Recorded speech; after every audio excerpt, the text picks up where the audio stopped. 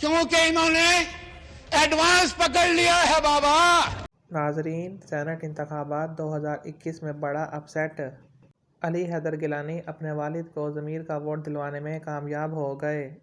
यूसुफ रज़ा Gilani 169 vote लेने में कामयाब हुए, जबकि हफीज़ शेख को 164 वोट मिले। नाजरीन, मजमूई तौर पर 340 वोट कास्ट हुए, जिनमें से 7 वोट रिजेक्ट हुए। क्या ही अच्छा होता अगर PTIMF के सरबराह हफीज़ शेख ओपन बैलेट के ज़रिए मुकाबला हारते।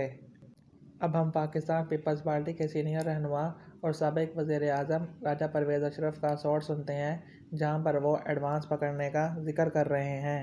जनाब स्पीकर, मैं आखिर में एक बात आपको बता दूं। असल हकीकत यह है कि ये डेस्क बजाने वाले भी जो है वोट दूसरी तरफ देना चाहते हैं।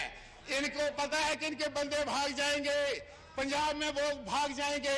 हमसे लोग कांटेक्ट कर रहे हैं, हमें इन्होंने बताया है कि हम डेस्क बजाते रहेंगे लेकिन हम आपके साथ रहेंगे। ये नहीं करना चाहते क्योंकि इन्होंने एडवांस पकड़ लिया है बाबा। हकीकत में वो ये बताना चाह रहे थे कि वो एडवांस दे चुके हैं। सेनेट इंतखाबात में हुकूमत की तमाम कोशिशें नाकाम होंगी।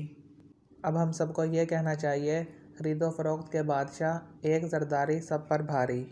क्योंकि आसिफ अली जरदारी ने कहा था, ये इमरान नियाज़ी क्या चीज़ है, इमरान नियाज़ी को कैसे घर भेजना है, कुछ हमसे भी सीख लो, कुछ हमसे भी पूछ लो।